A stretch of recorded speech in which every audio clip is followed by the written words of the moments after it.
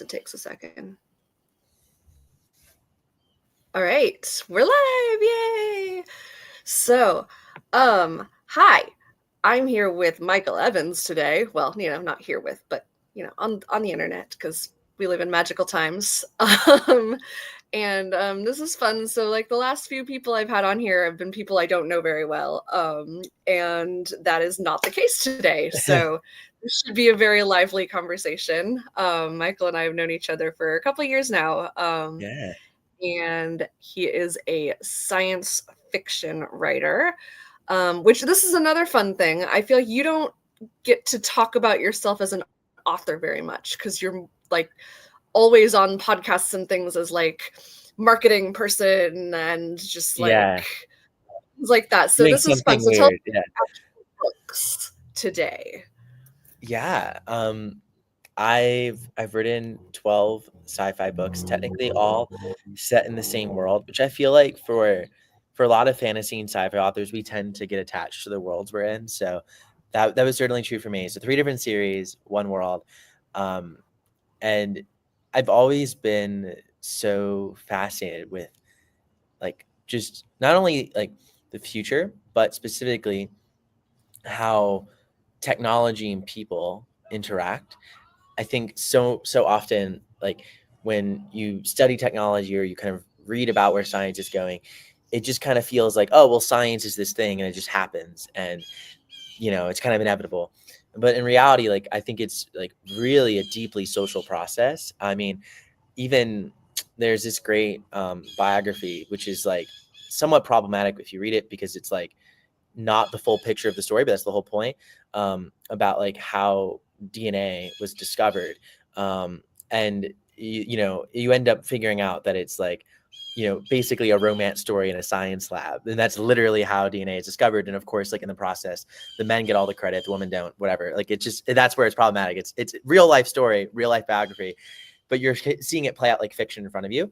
So I think that's why I've always been interested in kind of science fiction, because I actually view like science fiction in itself is kind of like a way of truth making. And I think science fiction is a way of telling a story about the future, because the story is what actually matters and how it actually impacts people and how people are involved in the story versus like just, oh, here's the technology, like, right. So yeah, I've always been fascinated by that. My books take some weird turns, but I've mostly been interested specifically in the atomic precise manufacturing revolution, which is not at all like when we talk about like AI happening now, like this is like what I saw beyond AI. I was like, AI is definitely going to happen. But I'm like, beyond AI, like what's the next like crazy thing that like might change the world? Yeah, I Which don't is know like, what that is. Like what? yeah, no, What you're not supposed to. It's like very, whatever. very, it's super geeky. It's basically like when you get to produce things at like a nanoscale. So think about like the Industrial Revolution, but take that to the scale of atoms, where like we can turn atoms into machines that can produce anything. Right now, I guess like the information revolution is kind of turning atoms like very small, very, very small transitions into information machines. But like, what if you could manipulate atoms to produce any material you wanted? So I mean, it that's like the seems foundation. logical. Like it seems like something that could be done because I mean, like atoms are the building blocks of everything, right? So it's like, if they're the building blocks, why can't we build things? Makes sense to me in a very Yeah, I mean, abstract, I don't know anything about science kind of way. I mean, I don't like, I mean, I don't know much about science either, especially compared to like what it would take to actually do anything like that. But yeah, I always like read like whether it was like Stephen Hawking or Mikhail Kaku, like I always read like these futurists talking about the future. And that was like one idea that really stuck out to me that I got really obsessed with. And then I've always been super interested in the brain. So all my science fiction books tend to have like weird tech gone wrong and like how can people make it better, which I think like funnily enough, I feel like the last like maybe 5 years especially has literally just felt like we've now been living in a science fiction novel where a lot of technology has not had the 100%. impact a lot of us would like, and now we're just trying to deal with it. Yeah, yeah, 100%. And then also like, and I know that this is a subject that's talked about a lot these days and just sort of bandied about, this phrase of like, oh, we're living in a dystopia. But like, when you look at like concrete things, like I can't remember what book it was, but there was this scene in a dystopian novel that I read once. It was like a cyberpunk dystopia situation. But anyway, Love Cyberpunk. yeah, I wish I could remember the name of the book. This would be a much better story. But there was a scene that like really stuck with me when clearly the rest of the book has not, where there was like food shortage was just like the norm in this world, right? And so Yeah. like people had heard that there was like food at this market on this like lake or river or canal or something, or maybe like their country had like sunk into the ocean and like now there were just like islands, and so they were boating out to this island to like see if they could buy food. And like every time I hear about food shortages, I think about that scene and I'm like, that's just like that could fucking happen. Like this is Yeah. like climate change bullshit plus like tariffs and like anyway.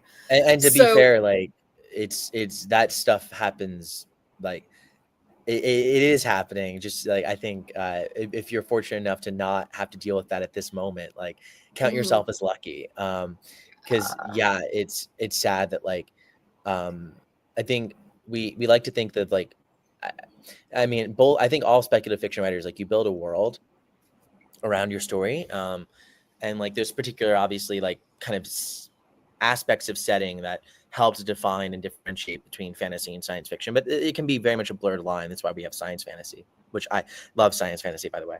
Honestly, like my current series, I've got, so it's definitely fantasy, but I also have cryptids with technology. Like There we go. my Bigfoots are mechanically minded, and so they have created like all of this technology for cryptids. And so like my human characters will be like in a cryptid city and they'll just like pick up a cell phone and they're like, okay, I kind of know how to use this, but it's different. And so it Yeah. actually occurred to me Ooh. like a couple weeks ago that like I'm actually writing a science fantasy now. Just like I didn't even mean to. I was just like, It's also very timely too, because we kind of I think we might literally see that happen in kind of like a parallel in our yeah, maybe our world is a fantasy, but our current world, because you have, with where tech's going now, this sort of divide in the ecosystem where geopolitically, like the West cutting off the East, particularly China, kind of like a new Silicon Curtain, where I think regardless of how you feel politically, like I think a very likely outcome of policy decisions being made now is that we're going to have like entire from the ground up, like Chinese led tech, and then like American / Western led tech, and then like there's obviously going to be a colonial aspect to that too, which there already is in terms of trying to get other areas of the world to buy into it. But you know, if technology is part of what makes us human and part of the human experience, like if we were to define like clothes as part of our identity, right? And clothes is certainly a technology. It doesn't feel like a novel technology because we wear it all the time. At least hopefully most of us do. If you're out in society, that tends to it be a was lot. originally, it was an innovation at one point. Yeah, it right? was certainly like when we started off, there was a world in which humans existed without clothes, right? Mhm. So it's like what happens when like from the ground up, all of our technology infrastructure is completely different. So like what you're describing with like cryptids and like their tech and then like human world, like I actually think like is happening right now. And I'm excited to hear more about your story, because I think it's like timely in a sense, because that's what I love about fiction is like, yeah, like it seems really like you start talking about like China and geopolitical situation and like everyone gets their backs up, and you know wherever you are, like everyone has an opinion, but all of a sudden you tell a story that basically explores the same exact thing that's happening, and all of a sudden you can have a much more interesting conversation about it and just a way more fun time exploring it. So that's what I fundamentally love about like the types of stories I like to tell. Yeah, definitely.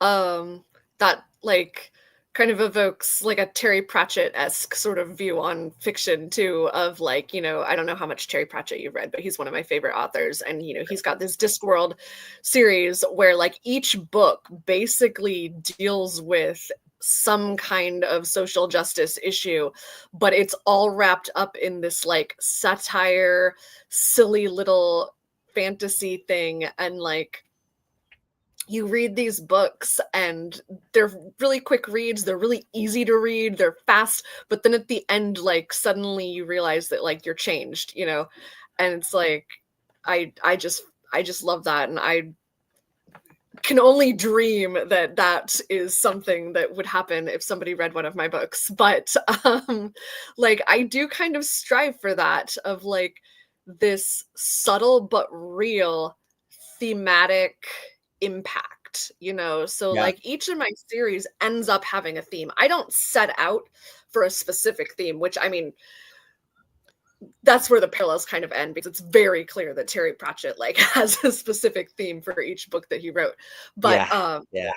my series, you know, my first series was very much like ended up as thematically just like be yourself, and yourself is who's gonna make this impact, you know. And it's funny too, because I wrote that series while I was kind of like going through the diagnostic process of for autism, and you know, eventually learned that I am in fact autistic.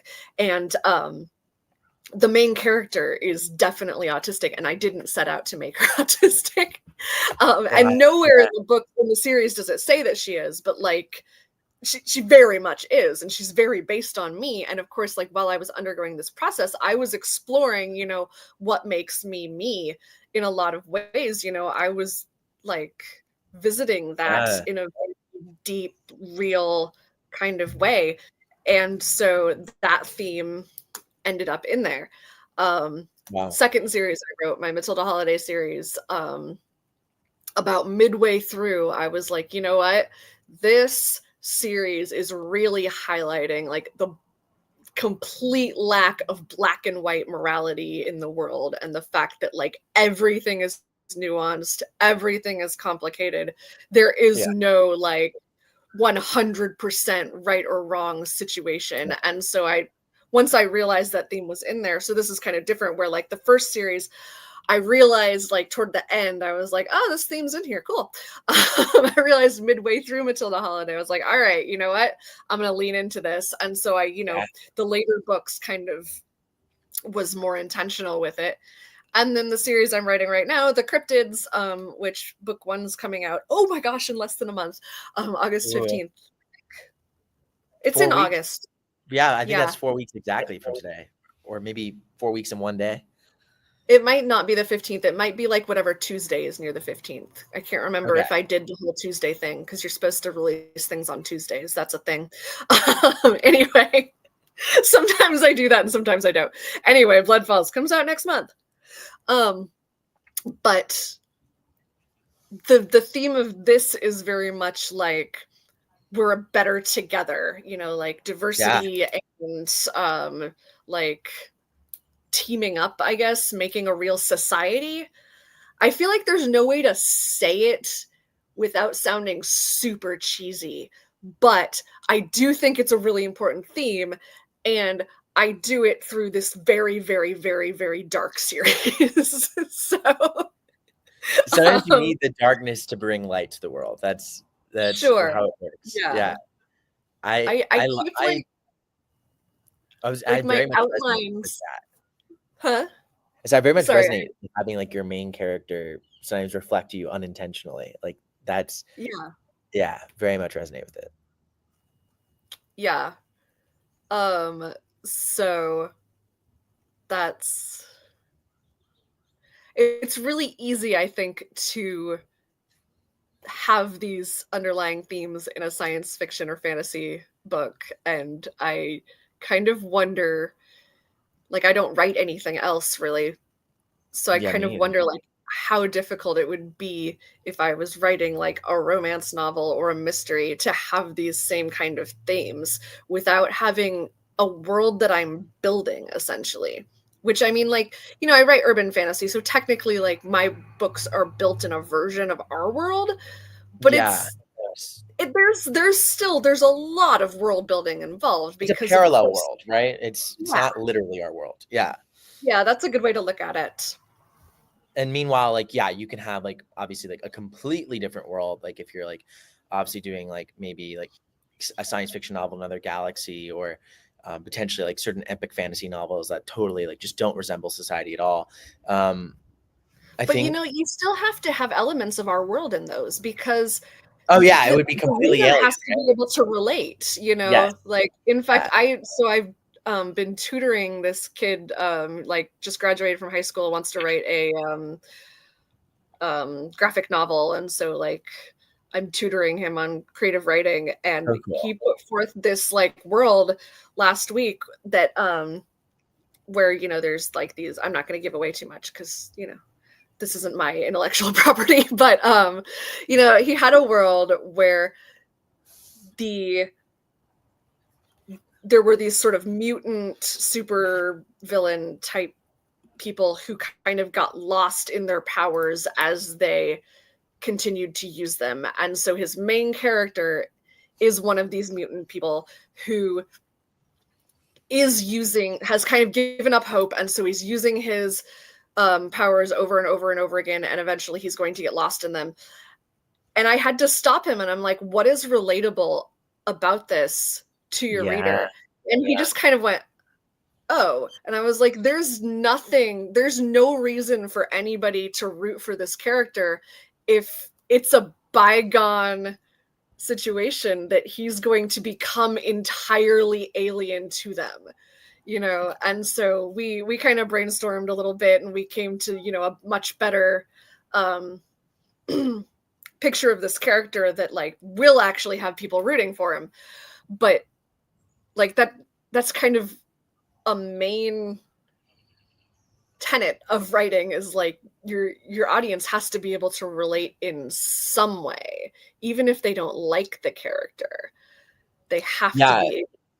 Empathy, right? Like writing, like especially like prose, it's like it turns our brains into like empathy machines. Like we have to be able to actually connect. And I oftentimes, like, why I think my personal life like inadvertently seeps in. Like it's the type of thing where like unless you really know me, you won't actually know, but then if you know me, you will know, type of deal.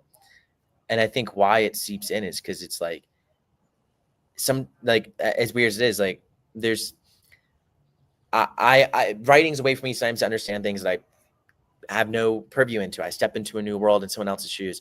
But writing sometimes also is a way for me to unpack things and understand things that I've observed and in other people, and to try and relate to that. So it's like, yeah, like naturally, like if that feeling's there for you and it comes from that personal place, whether it's from curiosity and more of a learning perspective, or whether it's from like lived experience, I think it lends itself towards like creating empathy in the reader more oftentimes, and also authentically too, because I feel like it's kind of like, like, oh, here's the formula for creating like relatable characters. It's like, yeah, like I guess like there's some check boxes, I suppose, but like, also like imagine if it was like, here's the check marks for like being a relatable person. Like act like this when you're talking to someone, right? Like that would be absurd. I mean, don't get me wrong, like some people think like that, but I mean, like, that's kind of like a very autistic way of looking at the world, is like sometimes you just kind of go, okay, there are rules that everybody else is following and I don't know them. yeah. And so you really like work to find the rules and go, okay, this and this and this is how I'm supposed to behave in this particular situation. And That's where fantasy worlds are very interesting, because you have the mhm. rules and they're comfortable. And part of people like to live with rules. They don't necessarily, like, it's nice to live with rules. You don't necessarily have to live on your daily basis. But yeah, I think it's less about like how we understand the world, more so like there's not a formula for creating like a like relatable character necessarily.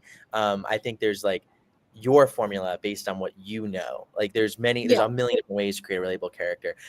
Like for me personally, I do have actually like a list of things I try and hit when I know I'm making a character, to know that they're fully fleshed out and a round character. But I think there's not like a singular list that works for everyone. Just like there's not a singular way to behave in the world. It's about finding yourself. And for some folks, like that comes to more of a rigid, like, okay, here's how I am, here's how I behave. For other folks, it isn't. But I think what's nice about fiction and life is that there's like not one way to go about it. And it's why, like, I think understanding yourself is like part of how to be a great writer, and part of how to like even make a story is to like go on that process of like self-discovery. That's part of it. Yeah. That's really interesting because I don't do that at all. Like my characters just sort of make themselves.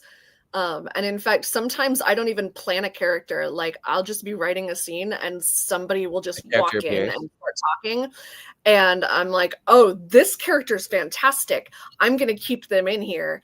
And Are you a plotter or a pantser or like a mix? it's very complicated. So I make an outline for every book that I write, and then I abandon it immediately.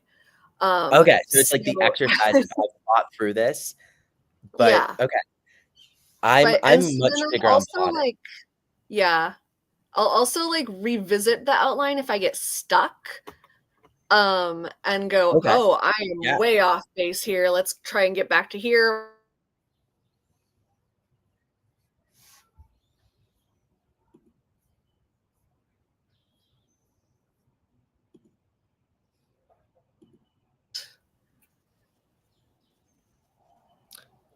I think I'm back. Cut out for a second. Yeah, I did too, actually. So I don't know what the last thing anybody heard, but we'll just keep I going. I I can tell you what I heard. I heard you you were mentioning how your you characters pop up, and then we were talking about plotting and pantsing, and then you were Mhm. saying like I abandon it, and then you kind of go from there. So that you were kind of like in like what you do once you abandon it all, and then you go back to the Mhm. outline when you're having trouble. That I think we lost you like right when you said I'll go back to the outline when I'm having trouble. That's where we left you. All right, which by the way, readers, if you are unfamiliar with the terms plotting and pantsing, that's just terms authors use for plotting is when you are somebody who writes an Yeah. outline, pantsing is when you're somebody who goes by the seat of their pants. So it has nothing to do with like pulling someone's pants Actual down or pants. something like Yeah, that. no actual pants. Yeah, yeah. um, so you said you're more of a plotter. Like Yeah, how it do you get? I get pretty detailed. Like I'll for a seven like for a book that's 300 pages, my outline might be 30 or 40 pages. But it has Wow. more than just the like it has each beat and chapter, and then it also has and that might be like 15 pages on average. And then I'll have like character profiles that I build out for everyone. So it's funny, like I actually have like, yeah, I even have like a sort of steps I follow that I've just found like, like looking at like different story structure, like I've taken parts that I like, and then I found that there was like one talk in particular I heard from an author that like resonated with me. That I'm like, I'm just gonna like run with little bit of that for like how I do my plotting. So yeah, I'm a big plotter. I stick to it 100%? Definitely not. But I'd say like 80%. I stick to it probably 80%. Like there's obviously some beats that change, some characters that will come in that are unexpected, but generally the plot ends up playing out for the most part. I would be very interested to talk to somebody who 100% sticks to their outline every That's single not, time. I feel that's like definitely that's not a thing because, like, while you're writing, you're getting inspiration. And yeah. I just would be interested to hear if somebody, like, just that's not their process. If they just don't get inspired while they're writing, they only get inspired while they're outlining, or if Yeah. they like got an idea and went, nope, that's not the plan, and just moved on and maybe like set that idea aside for another book or something. I don't know. This is pure Yeah. I speculation. mean, If there are yeah, no, I any mean, authors, like but there's no one process, obviously. So like that's like Mhm. I would be very curious to talk to someone like that too.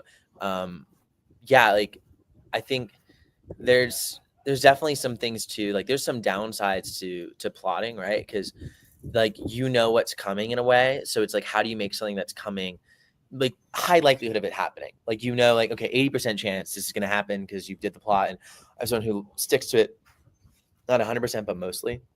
So that there's that. And then sometimes like I'll find like I actually really love like for me actually the plotting process is incredibly creative. So I don't think it's where all the creative and inspiration happens, but a lot of it. So like when I actually am like into the writing, like I mean everyone knows like the murky middle and like you get to that point of the story where you're like but like that does happen for me quite often where I'm like usually around like 100 pages in, I'll be like like I kind of know where this is going. Like I really want to get to the exciting part now and get to this kind of like conclusion of the story. And I've got a long way to go to get there. So that's something I've struggled with. And I think as a reader, I don't struggle with that. Obviously, like when I find a book I fall in love with, like you just, you just zoom through it. But I think as a writer, like I've always had that like middle block that Mhm. is much more challenging for me to finish. Yeah. Yeah, it's harder to write like it's harder to write the parts of your book that aren't as interesting, but also you can't have every single scene be like super fast paced. Like that actually will make for a boring book Yeah. because there's no contrast. I was actually talking about this with my friend Asher the other day. They were talking about they've got this sci-fi like naval series, and Ooh. Okay, there's cool. yeah, I'll send you a link to, because they've got the first few out, which I had them on here before. RM Olsen is their pen name, but anyway, Oh, so they were yeah. talking about Okay. their I know that pen name 100%. Yeah, I know them. They're great. yeah, they're a good friend of mine. So anyway, they were talking about their next book is like all battle, and they were like, I can't do that because it's gonna be a terrible book. And I was like, yeah, like stop to think about it. That is kind of ning, even though it seems like it would be. So then talking about like, okay, well, we need something happening during the battle that's like distracting the characters and like making them Yeah. like make mistakes and stuff. And so that's, a few scenes where they're kind of like hashing out these emotional issues, and there's like a little bit of like a romantic subplot between three pairs of the characters in this series. And so I was like, okay, Ooh, this can okay. be part of it. And then there's also like a dynamic of like ethical gray areas in there too. And so we're like, all right, well, what if like this character Yeah. gets like conflicting orders from the Navy and from the pirates? There's pirates too. Ooh. And Yeah. and so like things like that. And so it's like you have to have these like ups and downs. You have to have tension, and it has to be like layered. You can't just have all, even in a romance novel, it's not all romance, Yeah, it's oh, yeah. I mean, even like high heat novels are uh-huh. not gonna be steam more than, Yeah. I mean, usually like anything above like a 40% is like really like, that there's nothing wrong with that, but like Mhm. oftentimes that's extremely high. Um yeah, it's so interesting. I find myself um actually struggling with that, I think, as a writer, Mhm. because with my plotting process, it's so like uh it can be so action oriented that those little moments of breathing where you get to feel like you really know the characters is something that I haven't, like, by practice done enough, I don't think. And that's something that I think is tough for me, because it's like I I tend to have a very logical mind. Although I obviously am very emotional too. We all are. But when I view like story and plotting it out, it's like, okay, this, this, but then this, and then this twist, and then this, right? And then all that. But when I look at the plot, it's like, oh, like side quests are important too, right? Like it's not just about the main plot. Like sometimes, like it's good for the characters to go and like kick back for a night and like, you know, do something completely unrelated to the main storyline, because like that's I don't know about I need to know them. completely unrelated though, because I feel like it still needs to like contribute to the plot line. Otherwise, Contribute. that's like a short story you write alongside of it, not part of That's the fair book. enough. You know what I mean? I guess it has to reveal something about the characters. It has to reveal something about Yeah. the story. Um, but the intensity I doesn't have once to be had dialed up. Yeah. I once had a book where there was like a scene that I really really liked, and it was like taken directly from my life. It was like something that happened to me and it was funny, and I was like, I want this in here. And all of my beta readers were like, this scene has no purpose. And I was like, all right, I'll Ah, put some fucking magic in there. And so Yeah, there I you go. didn't take out the scene. I just made magic happen. And it was book one of my Matilda Holiday series. And so I'm like, she's the character doesn't yet know that magic exists. And so I'm like, Yeah. all right, I'm gonna put some magic in here, and she's gonna be like, oh, that was weird. What's happening? And then later it'll click, like, oh, that was stitching. And so I feel like it does now add something to the scene or the book, but it was because she was taking a Greyhound bus across the country, which is something that I did once. And while she was like Wait, coming like into all in St. one go, Louis, Anna? there was Like literally? yeah, not like a cross, not like it was Oregon to St. Louis, not Oregon to like Oh, New that's York or something. intense. But That's yeah, intense. and Wow. so like I had some weird stories from that, and my favorite one was that like while we were coming into St. Louis, there was this guy who was trying to get off the bus on the freeway. Like we were Oh, stopped in traffic, and he was like, "No, I'm just gonna get off here because my mom lives right over there." And the driver was like, "The hell you are!" So I really wanted to put that in the book, and so I did. And then everyone was like, "Yeah, but there's no reason for this." And I was like, "Well, the reason is that it's funny." But so I had the driver like push the guy back down you the need that. aisle with a mask. And so then Maddie's like, "Whoa, he just moved really fast. What's happening?"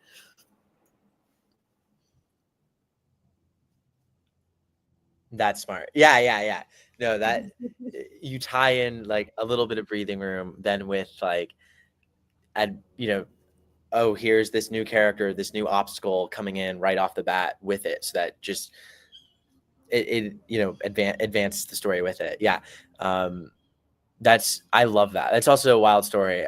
I think I can only imagine all of your travels, like even your train travels, I bet are like, I'm excited to see those stories come through. Like you have those little anecdotes that'll make it in, I'm sure.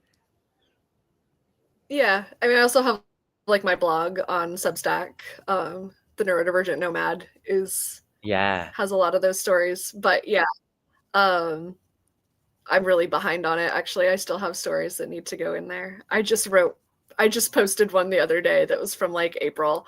I'm like, oh, sorry, here's the story about the time my train caught on fire. But yeah, so I do have them written down. But yeah, I do incorporate a lot of, because like weird shit happens to me because I do weird things. I don't know, like that seems like a logical connection. You're making But your life exciting. so those things do, yeah. I do identify as a chaos goblin. And Yes. those things do make it into my books, yeah.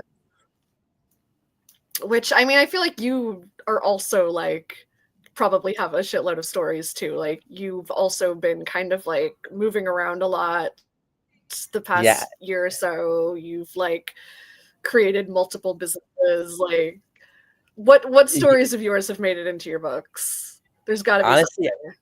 I definitely have quite a few stories when I made my book. I feel like now I have like too many stories to tell, so I don't even know where to begin. But yeah, I think probably in a lot of my stories were, I think it's been tougher for me to write post-apoc and dystopian as of late because emotionally it doesn't feel like an escape all the time. And that was one of my favorite parts about writing was like the escape of like being in another world. It's like, oh, how can I imagine like, a more dystopian world, which like you can for sure, but like, like, you have to start to really think about it, which is just wild. Dystopian in a different way or whatever. Yeah, it's in a different way, but I would have these settings in my books because of the nature of them. Like there was always like some sort of society collapse or something of that nature. So there'd be all these abandoned buildings or abandoned settings. So there's this one setting that like I just knew like the climax of the book had to take place on, which I did get it there and it made sense enough. But it's a casino boat, like an abandoned casino boat, like in Washington D.C. at the time. But like I also growing up as a kid would go to this abandoned casino boat near my house in South Carolina. and it was a very like wild experience, like be on a casino boat, see all like, I get like it goes out to international waters, right? And that's where it would do its thing. So there's been a lot of like settings that have played into it. And then I'd say like instead of like little moments, I think there's things I observe in people that I go like, that's a really interesting person. Like I wonder if they could be a character in one of my books.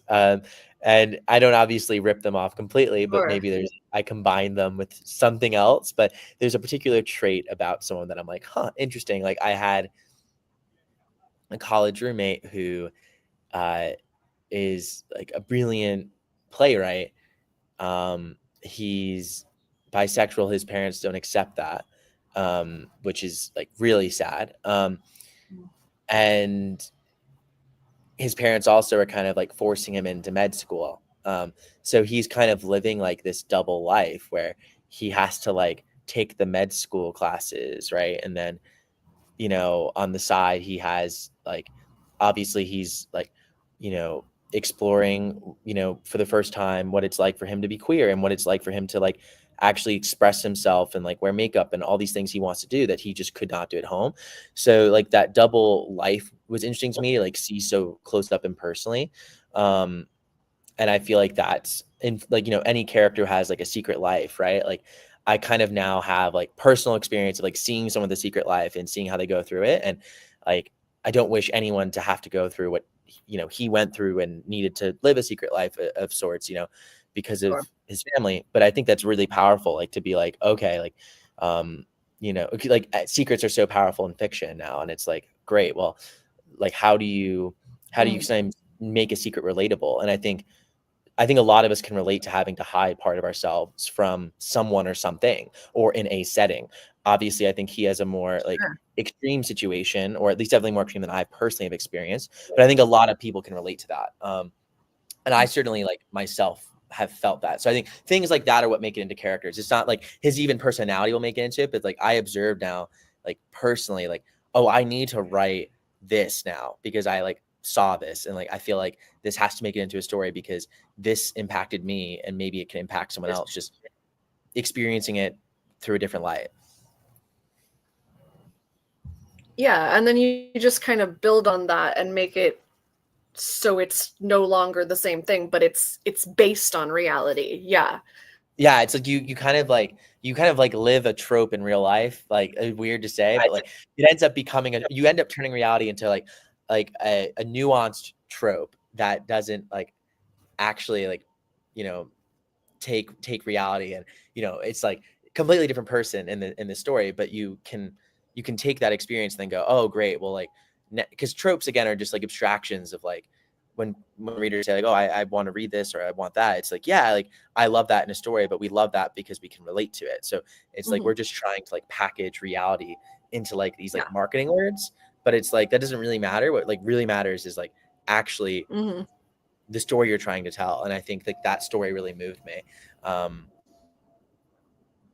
Sometimes it's even news articles where I can get inspiration from, honestly. Like you can read something like in the New York Times or something, because I do actually have a subscription. I don't have like many I don't have like a cable news or anything like that, but I do really enjoy the New York Times. So I will read the New York Times and be like, oh, okay, like some of the reporting is just fantastic, and you learn like just crazy interesting things. I guess that's my plug for the New York Times, I have the which New York Times Games app. Does that count? it does count. The Games app's awesome. Yeah, that across the daily So crossfit, all you're the um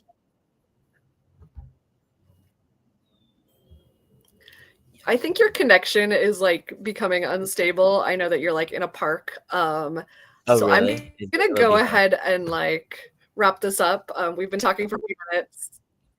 Yeah, Yeah. it's you keep freezing and then like cutting out a little bit. So